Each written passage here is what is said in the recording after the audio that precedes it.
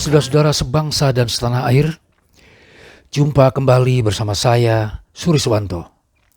Kali ini saya akan membahas sebuah topik yang diulang kembali oleh Dr.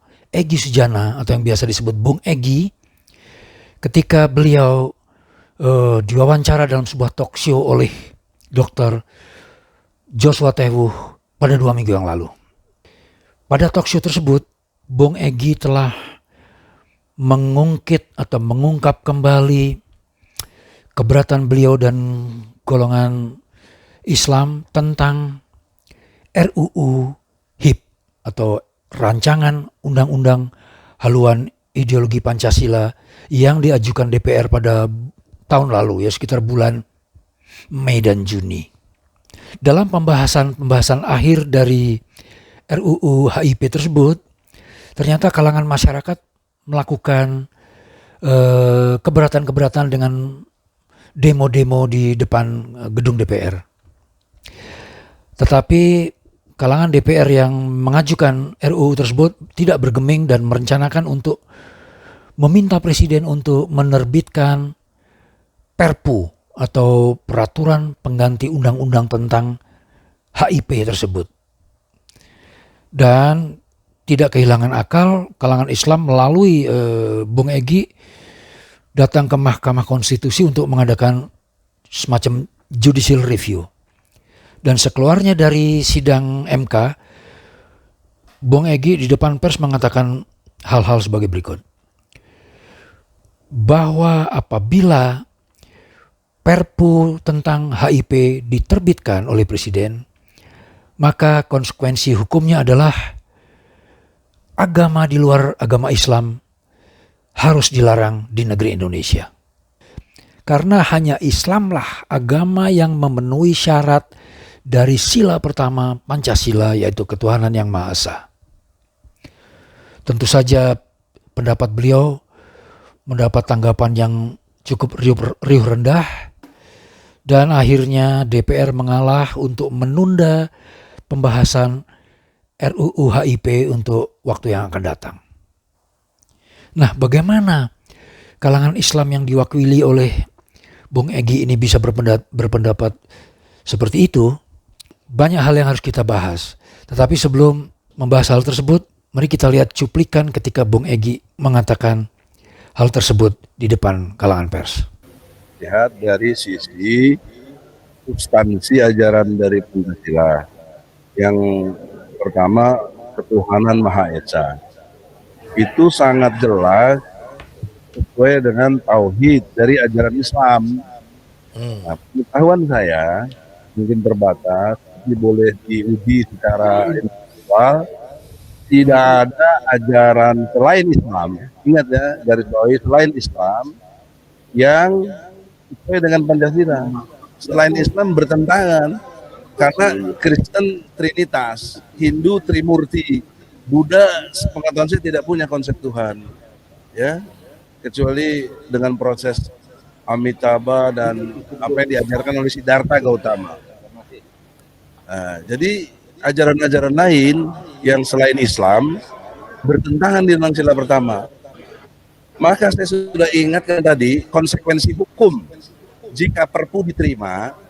Ya, maka hukum berlaku, berkekuatan hukum tetap dan mengikat, maka konsekuensi hukumnya ajaran selain Islam harus dibubarkan. Mengapa kalangan Islam bisa berpendapat seperti itu? Nah, ceritanya ternyata lumayan panjang ya. Nanti akan saya ceritakan. Tapi saya ingin mengajak Anda sedikit lagi melihat cuplikan penekanan Bung Egy tentang statementnya yang di MK. Maka pengertian historis dan filosofis ini sekaligus sosiologis menjadi psikologis atau suasana kebatinan Indonesia itu dengan mayoritas yang umat Islam psikologis kemudian diwujudkan dalam yuridisnya, maka seharusnya pakai intelektual ya, nggak perlu dipaksa-paksa. Indonesia mestinya berlaku. Dan Soekarno sendiri setuju dalam perspektif Piagam Jakarta. Saudara-saudara, ternyata alasan dibalik sikap dari kalangan Islam yang disuarakan Bung Egy tersebut cukup rumit. Bermula pada tanggal 1 Juni 1945 ketika Insinyur Soekarno di depan kalangan para pendiri bangsa menyampaikan konsep Pancasila. Ya. Konsep Pancasila tersebut oleh Bung Karno akan dijadikan semacam dasar filosofis bagi undang-undang dasar negara kita. Akan tetapi pidato tersebut ditolak oleh sidang para bapak-bapak pendiri Republik ini dengan catatan bahwa Pancasila tersebut harus direvisi. Nah, pada tanggal 18 sampai 21 Juni 1945 terjadilah sidang Chuo Sangi-in, yaitu sebuah badan bikinan Jepang yang terdiri dari beberapa tokoh-tokoh nasional agar Jepang dapat mendapatkan masukan tentang situasi politik yang sedang berkembang di kalangan nasionalis Indonesia. Kali ini pada tanggal 21 Juni dan diresmikan 22 Juni, Insinyur Soekarno datang dengan konsep Pancasila di mana ketuhanan ditaruh di sila pertama.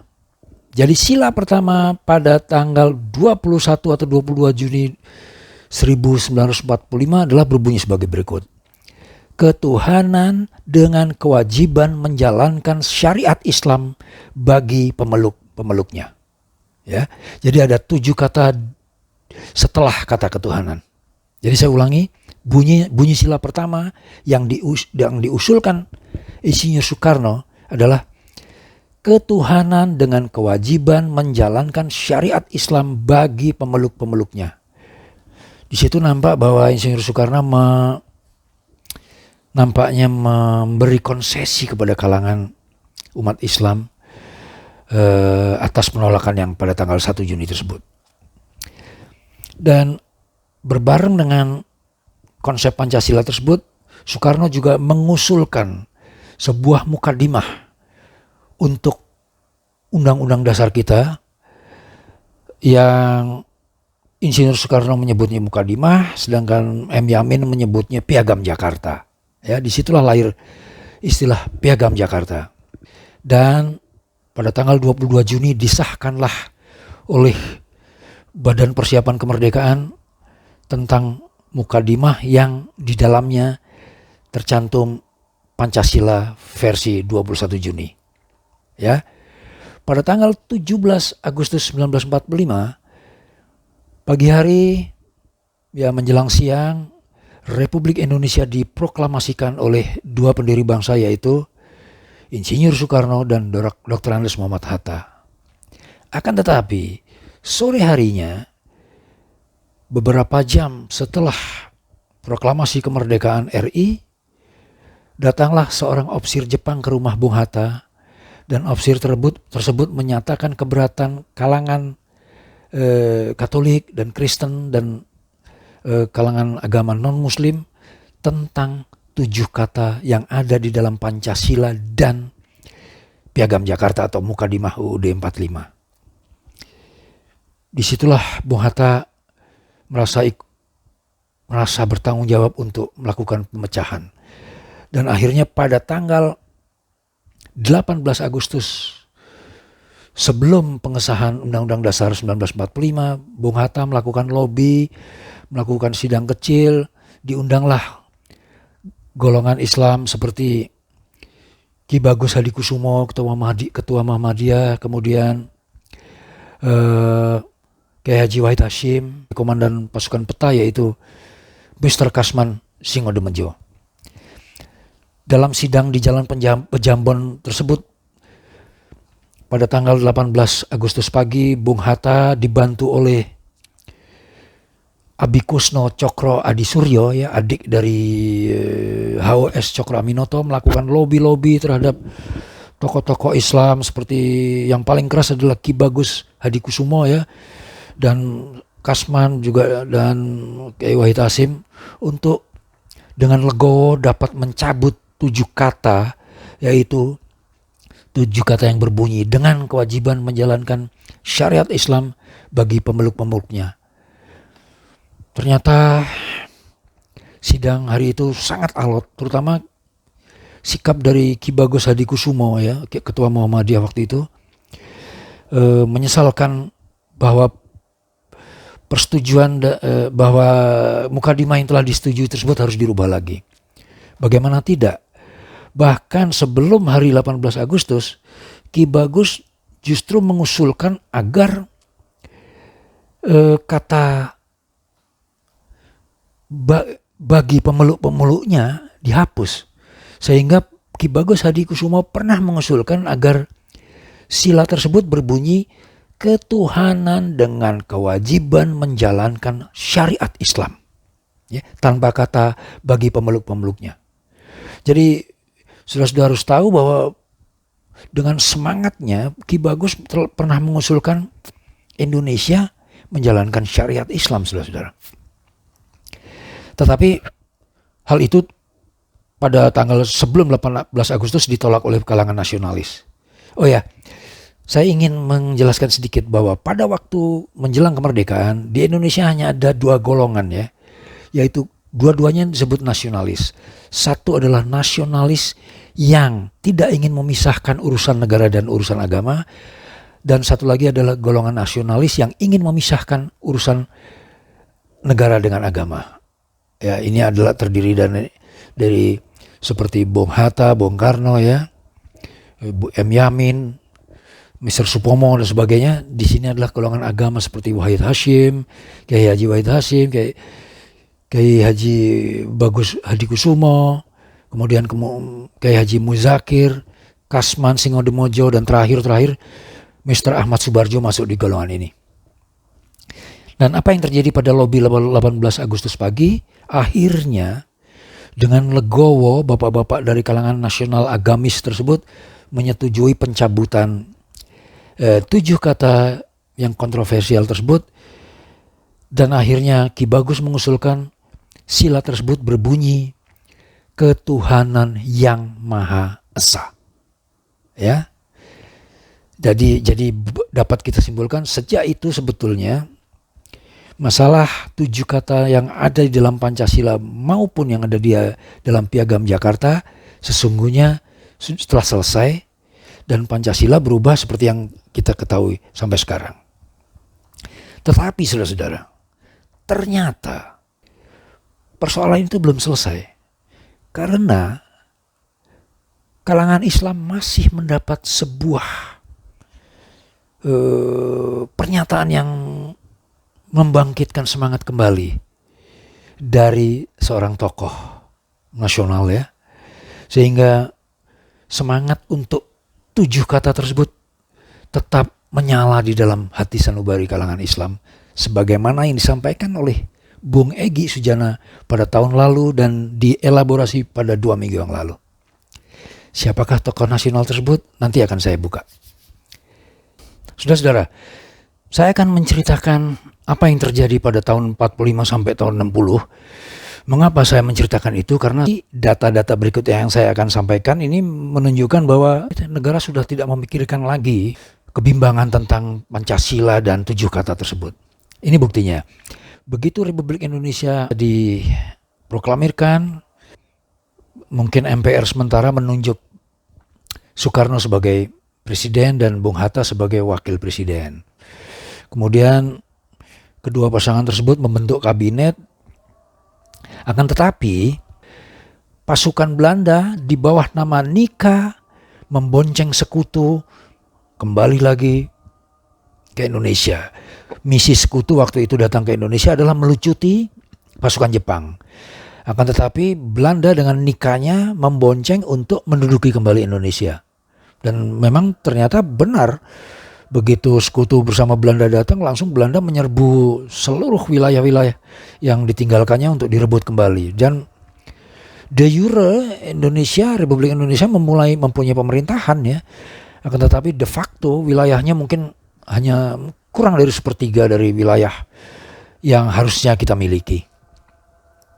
Jadi pemerintahan Indonesia tahun 1945 sampai 1950 itu sungguh berat. Sementara TNI yang baru dibentuk 5 Oktober 1945 bersama rakyat harus melawan Belanda ya, walaupun dengan sistem gerilya, tetapi ingin menunjukkan bahwa eksistensi Republik Indonesia itu ada. Makanya bangsa kita melawan penjajah Belanda. Dan pekerjaan kabinet tersebut, kabinet Republik Indonesia, adalah berunding untuk menyelamatkan eksistensi Republik Indonesia. Akan tetapi Belanda tidak atau belum mengakui kedaulatan Republik Indonesia. Belanda baru mengakui kedaulatan Republik Indonesia sejak 1950. Ya, saya lupa bulannya. Itu pun Belanda memberi prasyarat agar Republik Indonesia menyusun kembali undang-undang dasarnya. Dan sementara menyusun undang-undang dasar baru, ahli-ahli Belanda dan ahli-ahli Republik Indonesia membuat satu undang-undang dasar sementara tahun 1950 yang disebut UUDS 1950. Jadi sejak tahun 50 Indonesia berdiri dengan sistem pemerintahan parlementer ya. Parlemennya adalah bernama konstituante, yaitu parlemen sementara yang tugas utamanya adalah menyusun undang-undang dasar. Dan undang-undang dasar yang dipakai adalah UUDS 1950. Konon, paling tidak menurut buku Bang Buyong Nasution, bahwa UUDS 1950 itu adalah undang-undang dasar terbaik sebetulnya untuk Indonesia dalam ukuran demokratis, ya, dalam ukuran demokrasinya. Tapi kita tidak bicara itu ya. Dan apa yang terjadi pada tahun 50 sampai 60-an? Ya. Oleh satu demokrasi yang sangat baik, maka anggota-anggota parlemen atau anggota konstituante itu sangat vokal dan memang begitulah harusnya parlemen mengurus negara. Akan tetapi ada satu golongan yang merasa tidak senang untuk diatur, yaitu yang namanya TNI. Oleh ketidaksenangannya dikritik oleh kalangan sipil, pada tanggal 17 Oktober 1952, serombongan tentara dipimpin oleh Kolonel Nasution menghadap Presiden Soekarno dan meminta Presiden Soekarno untuk membubarkan konstituante atau membubarkan parlemen ya. Dan mendesak Presiden Soekarno untuk menyatakan kembalinya Undang-Undang Dasar 1945 sebagai landasan bernegara.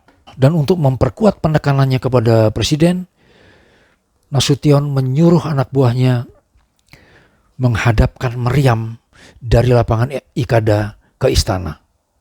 Akan tetapi Presiden Soekarno tidak bisa menerima hal tersebut karena itu dianggap kudeta ya, semacam kudeta ya. Bagi Bung Karno ya tidak boleh ada pemerintahan ditekan oleh kekuatan apapun termasuk militer.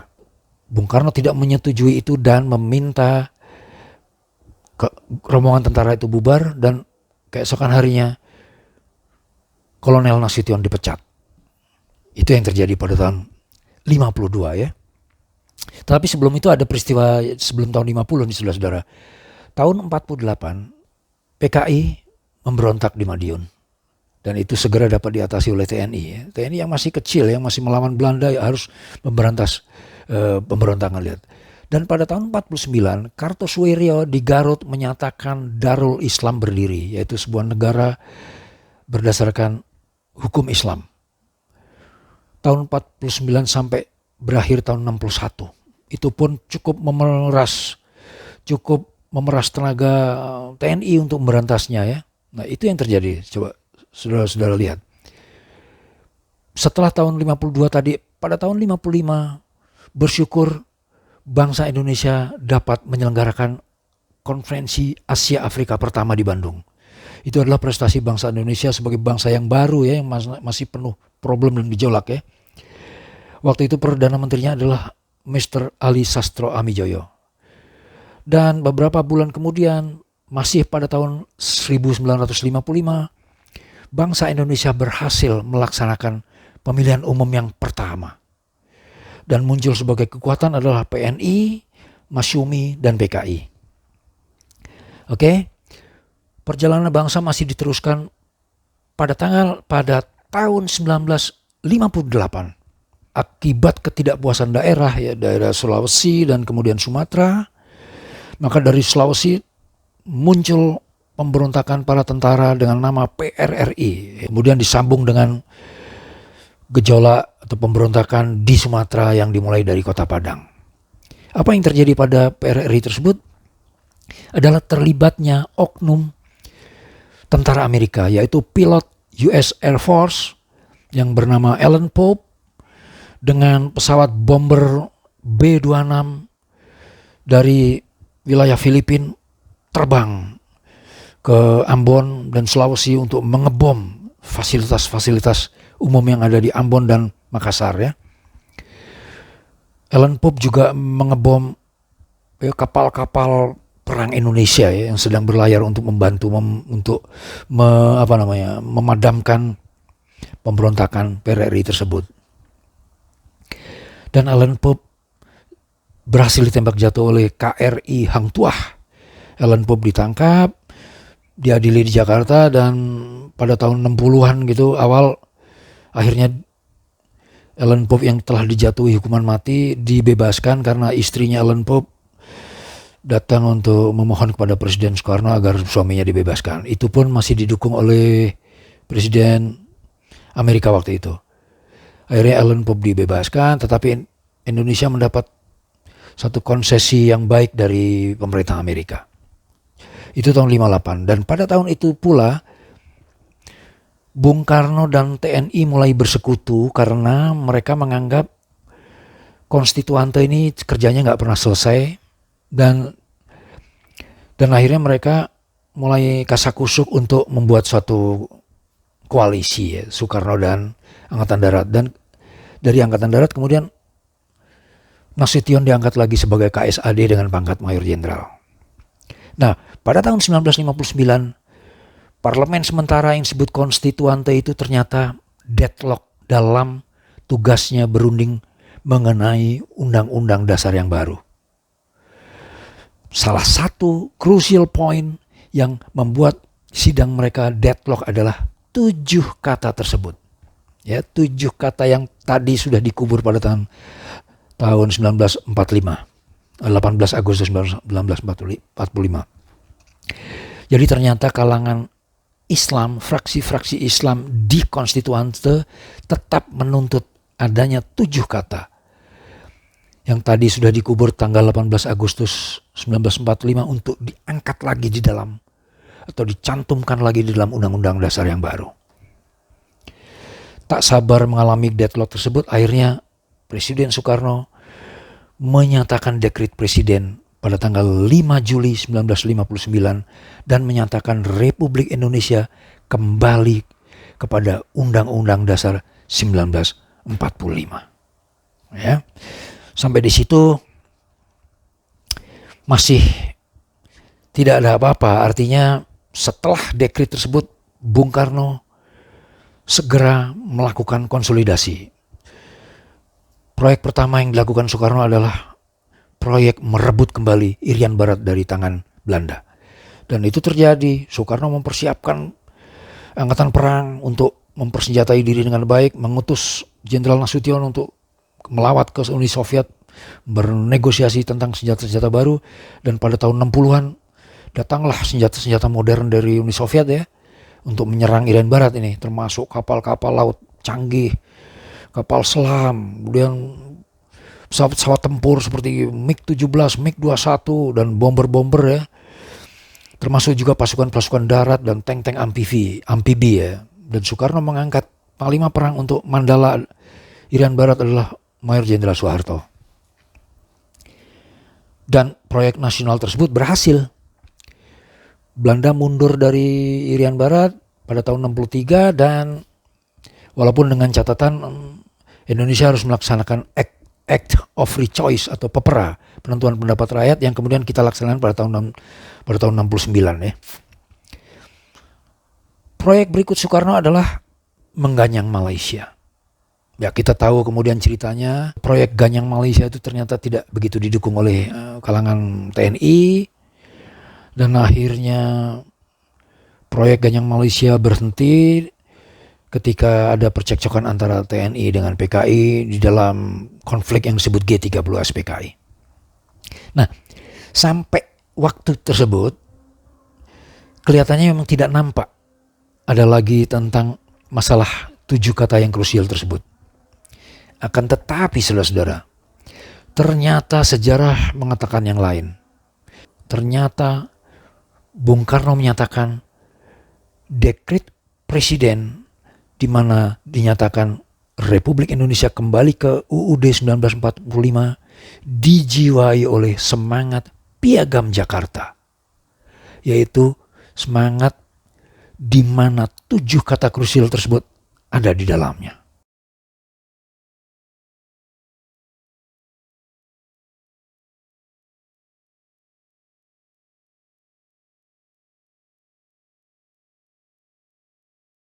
Itulah faktanya.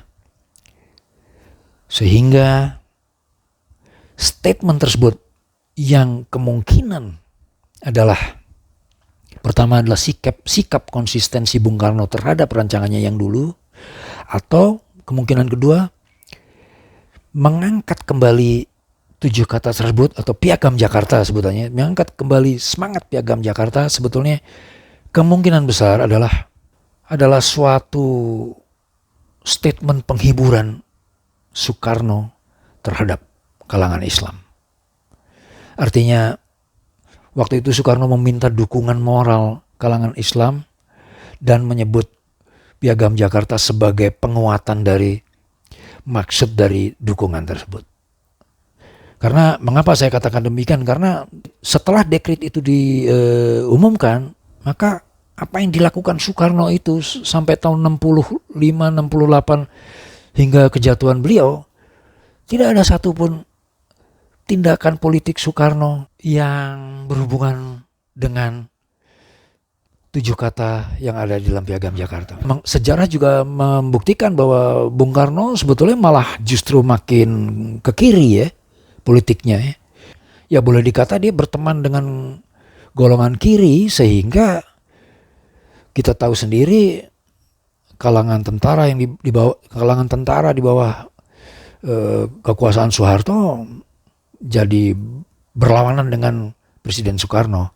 Ya, jadi muskil sekali dekret presiden itu mempunyai jiwa Piagam Jakarta. Akan tetapi itu telah dinyatakan oleh Presiden Soekarno, dan itulah yang saya sebut sebagai bom waktu bagi kehidupan berbangsa kita. Saudara-saudara, menghadapi kenyataan bahwa saudara-saudara kita yang Muslim masih menyimpan kerinduan untuk bersyariat Islam, ya, seperti yang dikemukakan Bung Egy tahun lalu maupun pada talk show 2 minggu lebih yang lalu tersebut. Sebagai warga negara, saya terus terang agak miris ya. Bukan karena saya baru saja pindah dari Islam ke Kristen, bukan itu, tapi karena ternyata setelah kita merdeka 75 tahun lebih ya, persoalan yang saya pikir sudah terkubur sehari setelah proklamasi kemerdekaan, ternyata sampai hari ini itu masih siap. Artinya dalam keadaan sebagai sebuah bom waktu. Apabila ini tidak dikelola dengan baik oleh para penyelenggara negara, saya tidak bisa bayangkan akibatnya yang akan terjadi. Mengingat terutama karena persaingan antara 2 agama ini di dunia maupun sampai di Indonesia, antara kekristenan dan Islam itu memang dirasakan berkompetisi keras.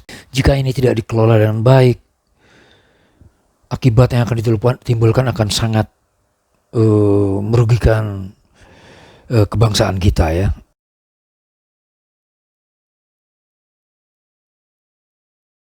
Kita sambut ajakan Bung Egy tentang bagaimana umat beragama di Indonesia, terutama Islam dan kekristenan ini saling menjalin suatu dialog yang produktif sehingga menghasilkan satu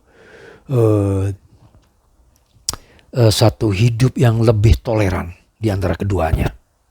Tidak mungkin hal ide yang baik itu ditolak oleh kalangan kekristenan.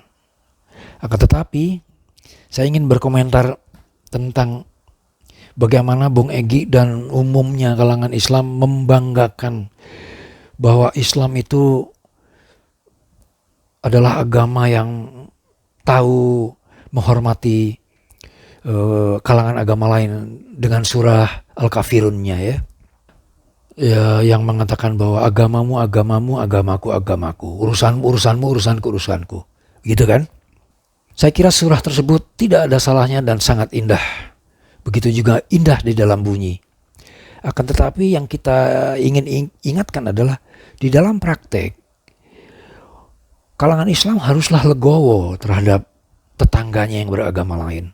Kasus-kasus seperti orang Kristen yang tidak mempunyai gereja dan beribadah di rumahnya, kemudian diserbu dan ditolak oleh tetangganya yang beragama Islam, itu sebetulnya benar-benar tidak al-kafirun itu. Itu yang seharusnya menjadi pelajaran bagi Bung Egy dan teman-teman tokoh Islam, bahwa al-kafirun janganlah berhenti pada tataran sloganistik.